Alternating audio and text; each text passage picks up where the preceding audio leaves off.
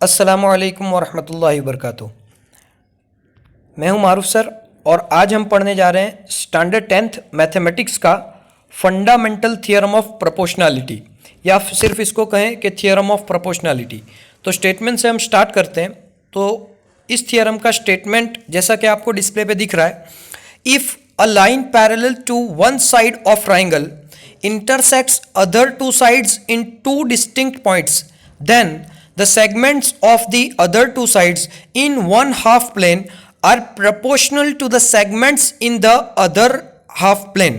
Okay, अब theorem बहुत ज़्यादा, स्टेटमेंट जो है इसका थियरम का बहुत ज़्यादा लंबा सा है। इसको छोटे पीसेस में करके हम समझने की कोशिश करते हैं।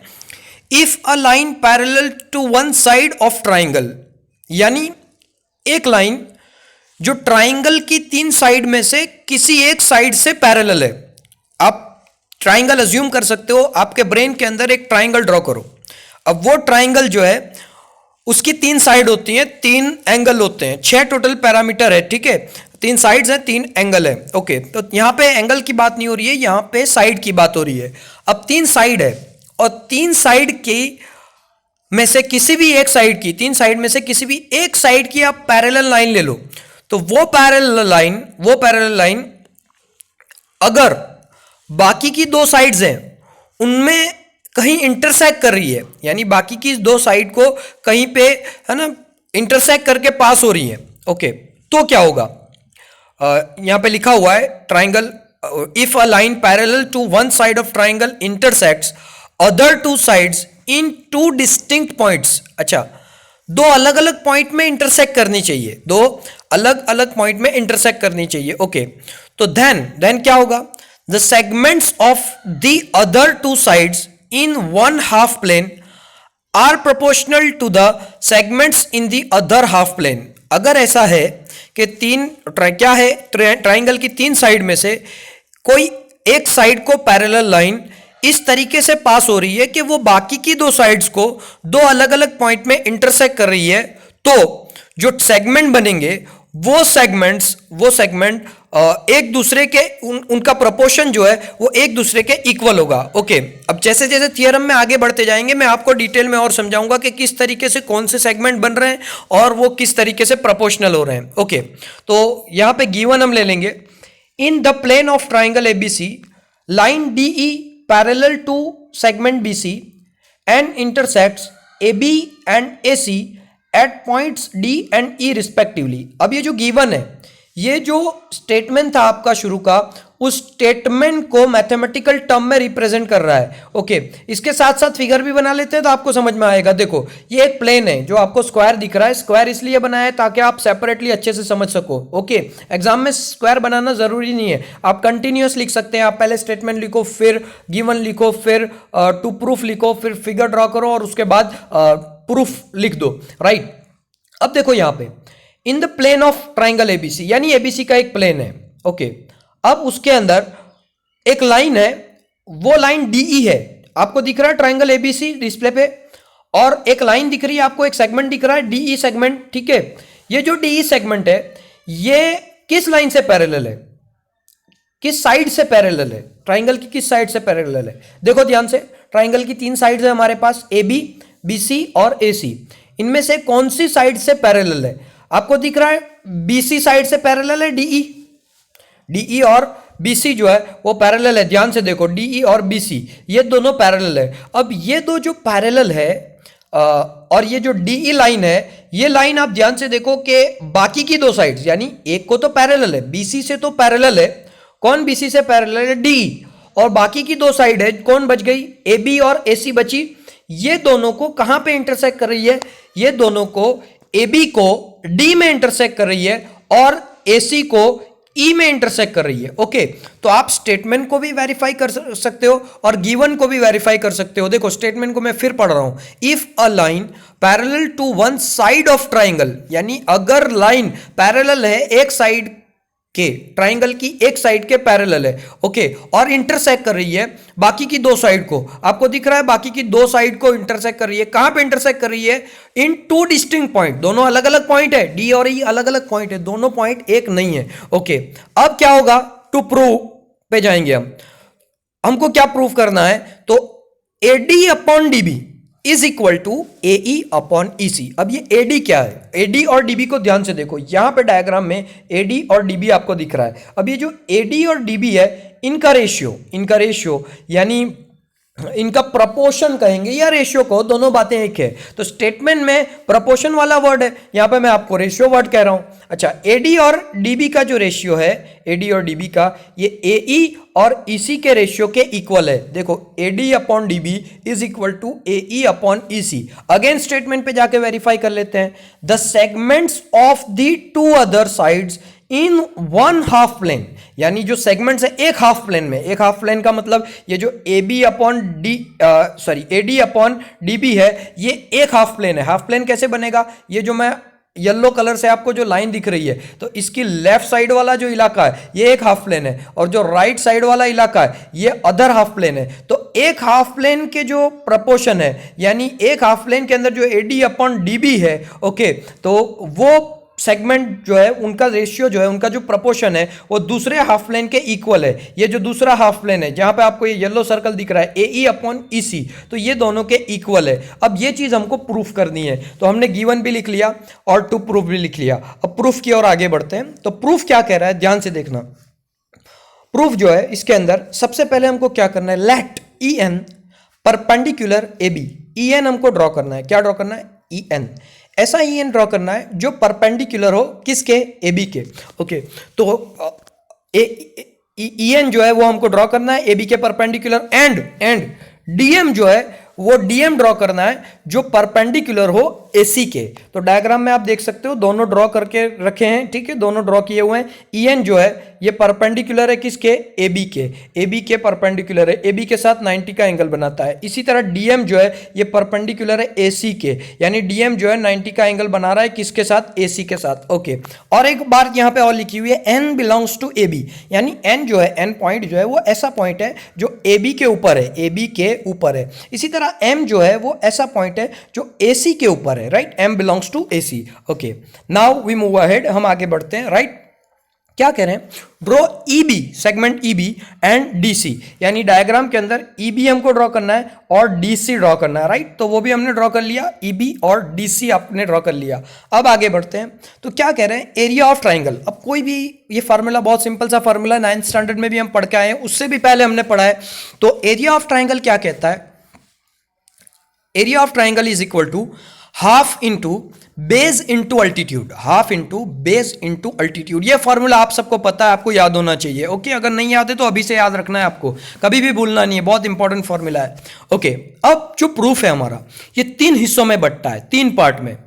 एक पार्ट में मैंने जो अभी डिस्कस किया कि ये जो 2 सेगमेंट में पड़ता है, मतलब आपका जो प्रूफ है यहां पे 2 हाफ प्लेन के अंदर करना है, यानी एक इधर के हाफ प्लेन का प्रूफ होगा, एक इधर के हाफ प्लेन का प्रूफ होगा, और एक इंपॉर्टेंट स्टेटमेंट लिखना है, और उसके बाद हमको कंक्लूड करना है फ्रॉम 1, 2 एंड 3, है ना, हमको प्रूफ करना है। तो आपको प्रूफ कैसे याद रखना है, कैसे लिखना है, 3 हिस्सों में बांटना है प्रूफ को। तो सबसे पहला हिस्सा हम शुरू करते हैं जो लेफ्ट हाफ प्लेन का होगा। कौन सा होगा, लेफ्ट हाफ प्लेन। अगेन देखो, ये वाले हाफ प्लेन की बात करेंगे, राइट। तो क्या कह रहे हैं, नंबर 1 के ऊपर, area of triangle ADE, area of triangle ADE, यानी ट्राइंगल एडीई आपको दिख रहा है, एडीई, राइट, दिख रहा है आपको, एडीई।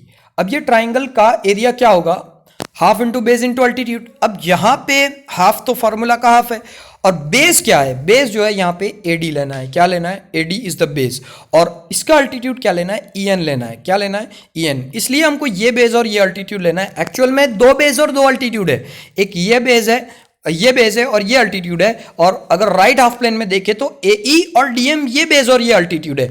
इसका इस्तेमाल हम दूसरे हिस्से में करेंगे प्रूफ के, ठीक है। अभी हम लेफ्ट साइड पे चल रहे हैं, तो सिर्फ लेफ्ट साइड वाले प्रूफ्स को समझना है, राइट। तो ट्राइंगल एडीई में एडी और ईएन ये दोनों लेने, ये 2 बेस और अल्टीट्यूड लेने। तो हमको लिखना है triangle, area of triangle ADE is equal to half into AD into EN. Okay, अब और आगे बढ़ते हैं। तो एरिया ऑफ ट्राइंगल डीबीई, अब ट्राइंगल डीबीई कहां पे है, तो ध्यान से देखिए, डीबीई दिख रहा है आपको, ये ट्राइंगल डीबीई है। अब इसके अंदर जो बेस और अल्टीट्यूड है उसको समझना है। तो यहां पे बेस तो डीबी है, लेकिन अल्टीट्यूड जो है वो अमेजिंगली EN है। क्या है? EN ही है। यानी EN जो है ट्राइंगल के बाहर जा रहा है DBE के, लेकिन ऐसा हो सकता है ट्राइंगल के बाहर भी अल्टीट्यूड हो सकता है। ठीक है, ये एक और अलग डिस्कशन है ना, फिर कभी मैं आपको ये समझाऊंगा। तो ये जो ट्राइंगल DBE है, इसका जो बेस है यहाँ पे ये DB है, और जो अल्टीट्यूड है ये EN है। तो ये हमको लिखना है। इसके बाद हमको क्या करना है? इसके बाद हमको दोनों का रेशियो ले लेना है। ओके, तो हम दोनों का रेशियो ले लेंगे। तो यहाँ पे हमको जो रेशियो मिल रहा है, area of triangle ADE upon area of DBE, triangle DBE, दोनों का रेशियो लेंगे। तो जो न्यूमरेटर था उसको न्यूमरेटर में लिख देंगे। ये एरिया ऑफ ADE को यहाँ पे न्यूमरेटर में लाए और DBE को यहाँ पे नीचे न्यूमरेटर में लाए। ओके, तो ये जो हाफ बेस इंटू अल्टीट्यूड है ये ऊपर आ गया, और ये जो हाफ बेस इंटू अल्टीट्यूड है DB इंटू EN ये नीचे आ गया। अब क्या होगा? यहाँ पे हाफ जो है वो हाफ न्यूमरेटर और डिनोमिनेटर में से कट जाएगा। इसी तरह EN और EN कट जाएगा, तो क्या बच जाएगा? सिर्फ AD अपॉन DB बच जाएगा। ओके, AD अपॉन DB बच गया, इसको नंबर 1 लगा देंगे। राइट, अभी और आगे हम बढ़ते हैं। अब प्रूफ के दूसरे हिस्से पे जाएंगे। अब जिस तरह हमने ये प्रूफ लेफ्ट साइड पे किया है, इसी तरह अब हमको प्रूफ राइट साइड पे करना है। ओके, अब जो भी हम काम करेंगे राइट साइड पे करेंगे। तो जैसे पहले वाले में किया वैसे ही सिमिलरली क्या करना है? देखो, area of triangle AED, area of triangle AED यानी वही अगेन वही ट्राइंगल, लेकिन अब कौन सा बेस और अल्टीट्यूड लेना है? यहाँ पे DM और AE लेना है। यानी DM अल्टीट्यूड है और AE बेस है, यानी AE आपका इधर वाला बेस और इधर वाला अल्टीट्यूड। जबकि पहली दफा में हमने क्या लिया था? इधर वाला बेस और इधर वाला अल्टीट्यूड। ओके, इसी तरह आगे बढ़ते हैं। Triangle, area of triangle ECD। अब ECD कहां पे है? डायग्राम में ध्यान से देखिए, ECD। ओके, ये वाला जो है आपका ECD है। अगेन इसका बेस और अल्टीट्यूड क्या होगा? इसका बेस अगेन EC होगा। जिस तरीके से इधर DB हुआ था इधर EC होगा, और उसका अल्टीट्यूड अगेन DM होगा। जिस तरीके से यहां पे ऐसे EN बाहर गया था, सिमिलरली DM आएगा। ओके, अब और आगे बढ़ते हैं। तो वहां पे जैसे रेशियो लिया था यहां पे भी रेशियो लेना है। Okay, area of triangle AED and area of triangle ECD। Okay, ये रेशियो हो गया, और यहीं से चीजें हमने ऊपर से लिख देनी है। राइट, तो यहाँ पे नीचे EC आ गया, DM आ गया। ओके, अब यहाँ पे अगेन हाफ हाफ कट जाएगा, AE और EC बचेगा, सॉरी, और DM कट जाएगा, तो ये बच गया AE अपॉन EC बच गया। तो ये जो है नंबर 1 प्रूफ का पार्ट हो गया, ये नंबर 2 हो गया। राइट, अब हमको एक इंपॉर्टेंट स्टेटमेंट लिखना है। ये स्टेटमेंट 9th के थ्योरम से आया हुआ है। ठीक है, अब ये स्टेटमेंट क्या करता है आपको याद रखना है। ये स्टेटमेंट के बगैर आपका थ्योरम अधूरा है। बहुत सारे बच्चों को ये 2 पार्ट तो याद हो जाते हैं, लेकिन थर्ड पार्ट नहीं लिखते और इसकी वजह से उनके मार्क्स चले जाते हैं। तो ये थर्ड स्टेटमेंट कंपलसरी है। क्या कह रहे हैं? देखो, triangle DEB and DEC having common base and DE and lying between common base DE and lying between two parallel lines DE and BC। Okay, अब यहां समझने वाली बात है एक्चुअल में हम करना क्या चाह रहे हैं, क्या कह रहा है। पहले ये स्टेटमेंट क्या कह रहा है? स्टेटमेंट ये कह रहा है कि DEB और DEC, DBE ये ट्राइंगल और DEC ये दूसरा ट्राइंगल। ओके, ये दोनों का बेस सेम है। ये दोनों का बेस क्या है? DE है। अब मतलब ये इस बार हम ये वाला बेस नहीं ले रहे हैं, DB वाले बेस की बात नहीं कर रहे। ट्राइंगल की कोई भी साइड को हम बेस बना सकते हैं। ओके, तो इस बार ये DE मतलब इस ट्राइंगल में भी है और ये ही DE इस ट्राइंगल में भी है। तो अब दोनों का ये DE लाइन इक्वल है, और ये दोनों ट्राइंगल 2 पैरेलल लाइंस के बीच में है। कौन सी पैरेलल लाइंस? DE और BC के बीच में है। ठीक है, हमने शुरू में ही बात की थी कि DE BC के पैरेलल है, यहीं पे है, DE is parallel to BC। Okay, ये DE और BC दोनों पैरेलल है। ओके, तो ये आपको जो पैरेलल लाइन के बीच में है और दोनों का बेस DE सेम है। ओके, जब ऐसा होता है तो क्या होता है? ये थियरम 9th स्टैंडर्ड में पढ़ के आए हैं। जब ऐसा होता है कि ट्राइंगल्स जो है उनका बेस सेम हो, यानी एक लाइन सेम हो, और ट्राइंगल्स 2 पैरेलल लाइंस के बीच में हो, तो इन दैट केस ऐसे वक्त में दोनों ट्राइंगल का एरिया सेम होता है। क्या सेम होता है? दोनों ट्राइंगल का एरिया सेम होता है। तो यहां पे हम लिख सकते हैं कि भाई इसी वजह से hence area of triangle BDE and is equal to area of triangle DEC। ये थर्ड बात हो गई। अब इसकी हमें जरूरत क्यों पड़ी, अब ये समझना बहुत जरूरी है। आप अगर ऊपर देखते हैं प्रूफ के अंदर 1 और 2 वाला प्रूफ देखते हैं, जहां मैं सर्कल बना रहा हूं येलो से, ध्यान से देखो। AD अपॉन DB और AE अपॉन EC, और हमको जो प्रूफ करना था वो देखो, हमको क्या प्रूफ करना है, दोनों को इक्वल बताना है। AD upon DB is equal to AE upon EC बताना है। अब ये एक चीज है AD अपॉन DB, और ये एक चीज है, दूसरी चीज है AE अपॉन EC। इन दोनों को हम कब इक्वल बता सकते हैं? हम तब इक्वल बता सकते हैं जब इनकी लेफ्ट साइड, यानी एरिया ऑफ ट्राइंगल ADC, जो मैं सर्कल बना रहा हूं AED upon area of triangle ECD, ये और इधर वाली साइड, ये दोनों अगर एक है तो किसी भी चीज की अगर लेफ्ट साइड इक्वल है दोनों की, तो ये दो भी इक्वल हो जाएंगे, राइट। लेकिन ऐसा करने के लिए देखो, ध्यान से देखो, लेफ्ट साइड पे देखो, तो यहां लेफ्ट साइड पे जो न्यूमरेटर है, जो न्यूमरेटर यहां पे मौजूद है वही न्यूमरेटर यहां पे भी है। देखो, ट्राइंगल ADE बोलो या AED बोलो, दोनों बातें सेम है। लेकिन जो डिनोमिनेटर है DBE एंड DECD, देखो यहां पे DBE ट्राइंगल और ECD, ये दोनों इक्वल नहीं है।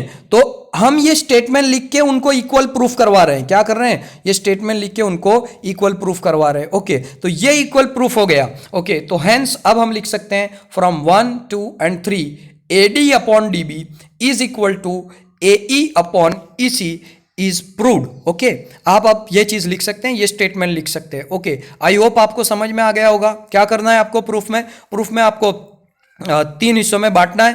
पहली बार लेफ्ट साइड का प्रूफ निकालना है, फिर दूसरी बार राइट साइड का निकालना है, और उसके बाद आखिर के अंदर ये स्टेटमेंट लिख के आपको इक्वल बता के, दोनों का एरिया इक्वल बता के AD अपॉन DB को प्रूफ कर देना है। Okay, thank you. I hope आपको समझ में आ गया होगा, राइट।